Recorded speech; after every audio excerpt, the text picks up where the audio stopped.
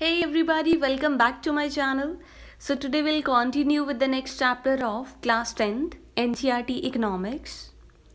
Before discussing this chapter, I would like to make you clear that these NCERTs are not only for the board preparation like 10th board exams, but these are helpful for the UPSC or any other competitive exams preparation.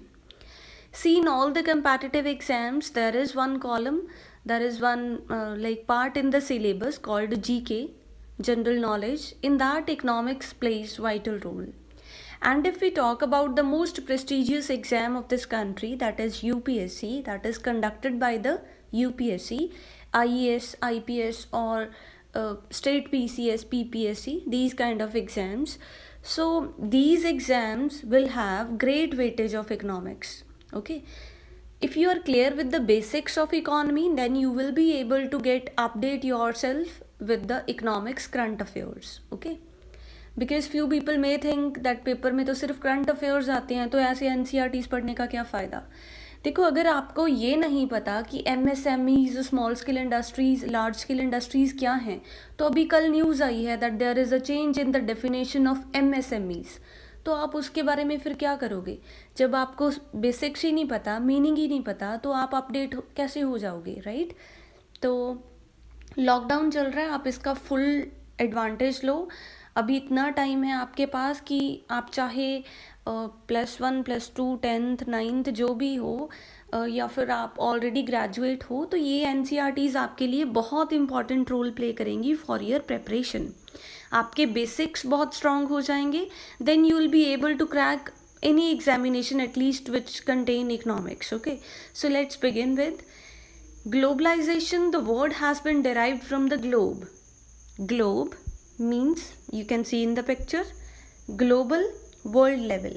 Globalization means being global, means every country will be connected with each other. See, every country is not self-sufficient. Some countries are good in producing the agricultural products like India. Some countries are good in producing the industrial products, and some are good in the service sector. But everybody needs agricultural, industrial and service goods, intangible goods you can say. So we have to be dependent upon each other, means one country is connected with the other country in one or the other way. So that is called globalization. Rest we will discuss in detail. This particular topic is there in your UPSC IAS, in your class 10th, class +2. So this is one of the most important topic. Please pay attention towards this. हर एक चीज़ fun नहीं होती. You need to be serious if you really want to do something in your life, right? तो ये 10-15 minute की video will change your life for sure. आपके concepts और strong हो जाएंगे. So now we will discuss that how countries are interconnected. Out of the food items that have been displayed in the feet, which is not found in India, just think about that. Is the dress that we are wearing is our tradition?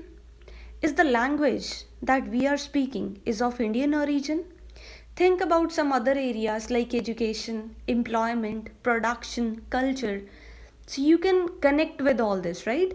कि जो चीज़ें हम observe कर रहे हैं, जो भी हम ड्रेसेस पहनते हैं, the language I was using, even I am using right now English, is it of Indian origin? No, it means our country is somehow connected with the other country. So in this way, all the countries are connected with each other. It may be in the field of education, employment, production, culture, or anything like that, right? Gone are the days when Ambassador and Fiat were the only cars on the roads. But now you can see almost all the top brands on the Indian roads even, right? So पहले था क्या था कि हमारे पास एक दो cars थी जो हम देख सकते थे इंडियन रोड्स पे, but right now you can see Audi, BMW, any foreign brand on the Indian road, that too top most brands, right? So इसका मतलब सारे कंट्रीज एक दूसरे से कनेक्टेड हैं. ग्लोबलाइजेशन में हम यही प्रेजेंट कर रहे हैं दैट ग्लोबलाइजेशन, पूरा वर्ल्ड एक दूसरे से कनेक्टेड है. अब देखो यहाँ पे सॉन्ग्स, मेरे को एक सॉन्ग याद आ रहा है तो पंजाबी सॉन्ग, जो भी मान साहब के फ़ैन हैं उनको तो बहुत अच्छे से पता चल जाएगा.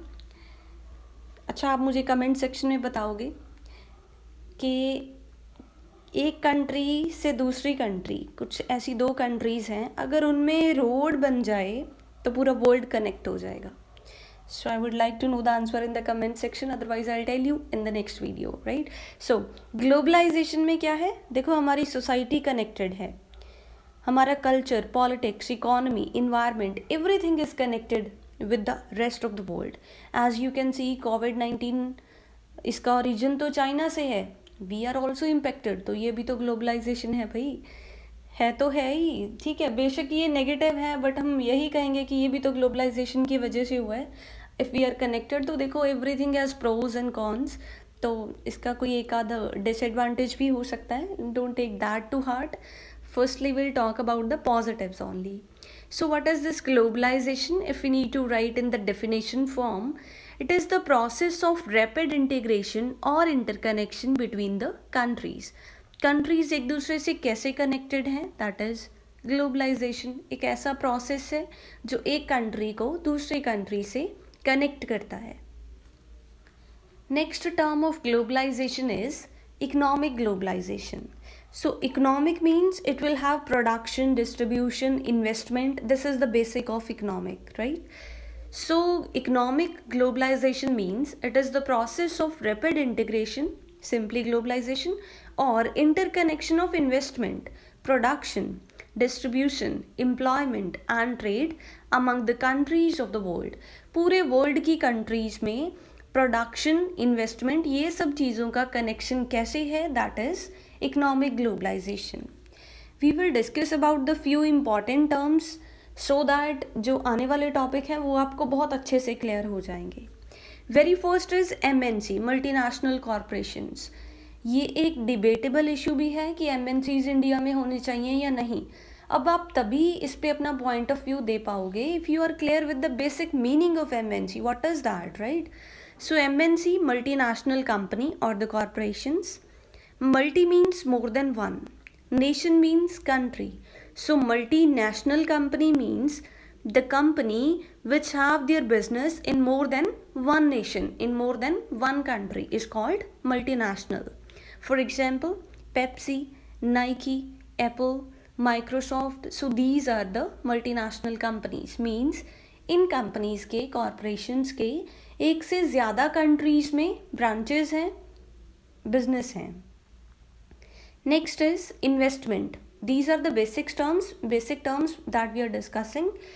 Investment means the money that is used to assemble the factors of production. वैसे तो फैक्टर्स ऑफ प्रोडक्शन हमने ऑलरेडी डिस्कस किया है क्लास 9th में भी, बट आपका तो भाई जैसे ही 9th का पेपर होता है, क्वेश्चन पेपर के साथ साथ अपनी नॉलेज भी डस्टबिन में फेंक आते हो. ठीक है, तो फिर से बता देते हैं. फैक्टर्स ऑफ प्रोडक्शन क्या है? Land, labour, capital, entrepreneurship. These factors of production means the factors which are responsible, which are helpful for the production.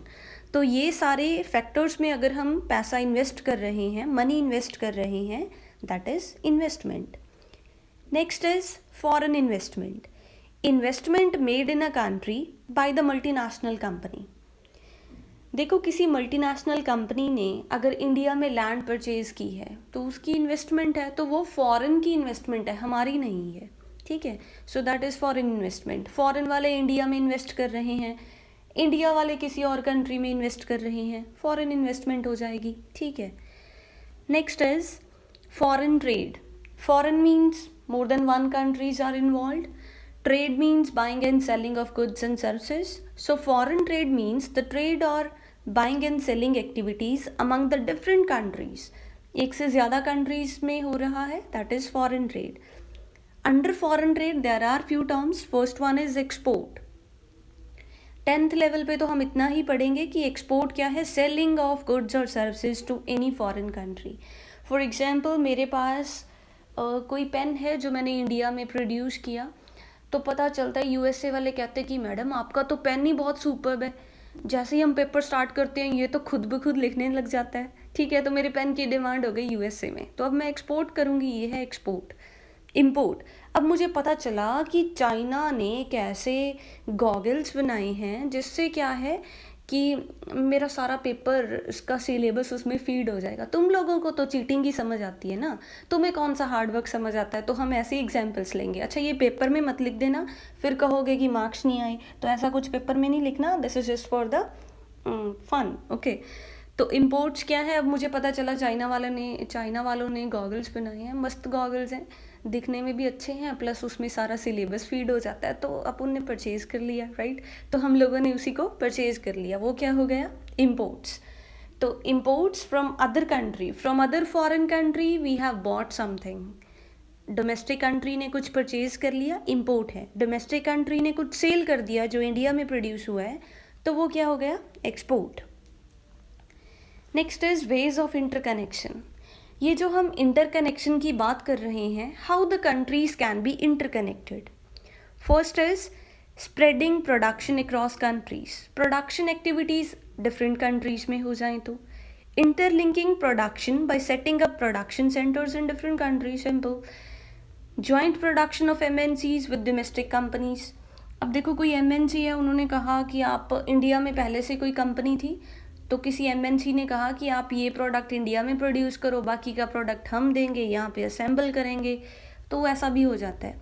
Free trade among the countries, तो डिफरेंट कंट्रीज़ में कुछ ऐसे ट्रेड एग्रीमेंट्स होते हैं जिससे हम फ्री ट्रेड कर सकते हैं। ग्लोबलाइजेशन में हम इसी चैप्टर में मीन्स आगे जाके डिस्कस करेंगे WTO one of the most important topic. I bet you कि अगर आप कोई एग्ज़ाम दे रहे हो और उसमें WTO का कनेक्शन ना मिले तो। ट्रेड बहुत बड़ी चीज़ है, तो ये आपको पता होनी चाहिए। आने वाले वीडियोस में डिटेल में डिस्कस करेंगे WTO, free trade, all these things. तो कुछ कंट्रीज़ में फ्री ट्रेड एग्रीमेंट होता है कि तुम हमें एक्सपोर्ट करो और हम तुम्हारे साथ एक्सपोर्ट इंपोर्ट कुछ भी ऐसा करें तो कोई ड्यूटी नहीं लगेगी, उस पर फ्री ट्रेड होगा। फ्री ट्रेड का मतलब ये नहीं है कि तुम लोग फ्री में गुड्स दे रहे हो, free means there is no restriction, okay, freedom to trade है यहाँ पे। अब देखो प्रोडक्शन एक्टिविटीज़ की बात कर रहे हैं, तो spreading production of Nokia mobile. Technology USA में डेवलप हो रही है नोकिया की, headquarter and control from Finland, hardware in China, software by the Microsoft in India and USA and assembled in India and China. तो ये क्या हो गया, कंट्रीज इंटरकनेक्टेड हो गई एक प्रोडक्ट को प्रोड्यूस करने के लिए, तो प्रोडक्शन में ऐसे कनेक्शन हो जाता है। अब इस प्रोडक्शन को स्प्रेड करने का with the different countries connect करने का क्या एडवांटेज है। First one is quality and cheap labour. अब देखो अगर MNCs हैं तो हमारे पास फ्रेश टैलेंट आएगा, वर्ल्ड लेवल से डिफरेंट टैलेंट हमारे पास आएगा, और क्वालिटी हमारे पास लेबर की अच्छी हो जाएगी। Second thing is cheap labour available हो जाती है। वैसे तो इंडिया की लेबर को चीप लेबर कंसिडर करते हैं एज़ पर द बुक्स, है भी कुछ ऐसा ही। अगर लाइक हमारे लोग फॉरेन जाते हैं तो वहाँ पे एज अ लेबर काम करते हैं, तो एज़ पर द डाटा कि जो USA या फिर कनाडा के जो लोग हैं वहाँ पे रहने वाले, वो ज़्यादा चार्जेस लेते हैं, ज़्यादा वेजेस सैलरीज लेते हैं। लेकिन अगर इंडियंस जाते हैं तो वो लेबर कम पैसों में भी कर लेते हैं, तो चीप लेबर अवेलेबल हो जाती है। अब इस चीप लेबर का क्या एडवांटेज है, अगर वेजेस सैलरीज कम देनी पड़ेंगी तो कॉस्ट ऑफ प्रोडक्शन भी कम हो जाएगी। कॉस्ट ऑफ प्रोडक्शन कम हो जाएगी तो प्रोडक्ट का प्राइस भी कम हो जाएगा। अब देखो हम इंडियंस हैं, जहाँ पे डिस्काउंट वहाँ पे रश, आप लोगों ने तो देखा ही है, लोगों को शटर डाउन करने पड़ जाते हैं जब डिस्काउंट्स होते हैं, तो है ना। तो सेम ही है, जैसे ही कॉस्ट ऑफ प्रोडक्शन कम हुई, प्रोडक्ट का प्राइस कम हुआ, तो हमने ज़्यादा मार्केट कवर कर ली।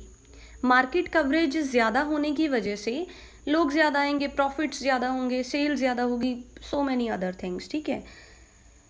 Next is interlinking production across countries. तो प्रोडक्शन को हम डिफरेंट कंट्रीज़ के साथ कनेक्ट कर सकते हैं, जैसे USA, China, Pakistan, India, Bangladesh, इन सबका एक दूसरे के साथ ट्रेड है।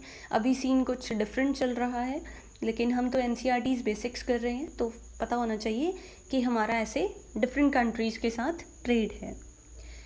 प्रोडक्शन को इंटरलिंक करने का क्या बेनिफिट है MNCs के लिए। Standard of products produced strictly as per the demand of the customer. As you know, customer is the king of the country.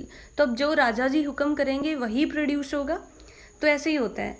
MNCs में फिर वही प्रोडक्शन होती है जो लोगों की डिमांड है, इसीलिए तो उनको प्रॉफिट्स होते हैं। As the goods are produced and sold in one country, the cost of production is less and hence can sell at the lower price. अब देखो, एज आई टोल्ड यू कि लेबर, चीप लेबर अवेलेबल है, cost of production कम हो जाएगी, price कम होगा, तो ज़्यादा से ज़्यादा लोग परचेज़ करेंगे क्योंकि लोगों की परचेजिंग पावर इंक्रीज़ हो जाएगी। सस्ती चीज़ें ज़्यादा से ज़्यादा लोग परचेज़ कर सकते हैं, तो सेल ज़्यादा होंगी, प्रॉफिट ज़्यादा होगा, कंज्यूमर का रिस्पॉन्स अच्छा मिलेगा, तो ऐसे हम डेवलप हो जाएंगे। नेक्स्ट है इंटरलिंकिंग प्रोडक्शन का benefit for the domestic countries. जो हमारी जिस कंट्री में हम रह रहे हैं, जैसे इंडिया, तो ये हमारी डोमेस्टिक कंट्री है। यूएसए वालों के लिए यूएसए डोमेस्टिक कंट्री है। तो डोमेस्टिक कंट्री को क्या बेनिफिट है? एम्प्लॉयमेंट अपॉर्चुनिटीज़ इंक्रीज़ हो जाएंगी।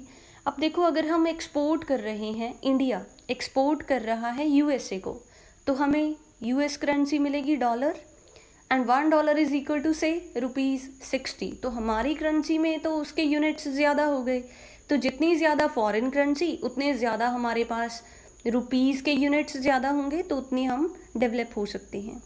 हमारे जो रिसोर्सेज अनयूज्ड हैं उनको फुली यूटिलाइज कर सकते हैं। कस्टमर्स को बेटर क्वालिटी गुड्स मिलेंगी क्योंकि एमएनसीज में फिर कंपटीशन होगा। कंपटीशन में हमेशा जो कस्टमर्स हैं उनको एडवांटेज होता है, ठीक है। कंपटीशन में क्वालिटी अच्छी हो जाती है, प्रोडक्ट का प्राइस रिड्यूस हो जाता है, तो कंपैरेटिवली अच्छा हो जाता है। कंट्रीज़ को और रेवेन्यू मिलेगा। अगर फ्री ट्रेड एग्रीमेंट नहीं है तो वो टैक्स चार्ज करेंगे, तो उनको भी बेनिफिट होगा। So I hope you find this video useful for you, and if you really like this video, don't forget to hit the like button and don't forget to share with your friends. Knowledge जितना share करोगे उतना आपको भी advantage है, ये सच है। And if you are new to my channel, don't forget to hit the subscribe button and don't forget to hit the bell icon so that जब भी कोई नया नोटिफिकेशन आए, नया वीडियो आए, तो आपको नोटिफिकेशन मिल जाए। Okay, so thank you so much, stay blessed.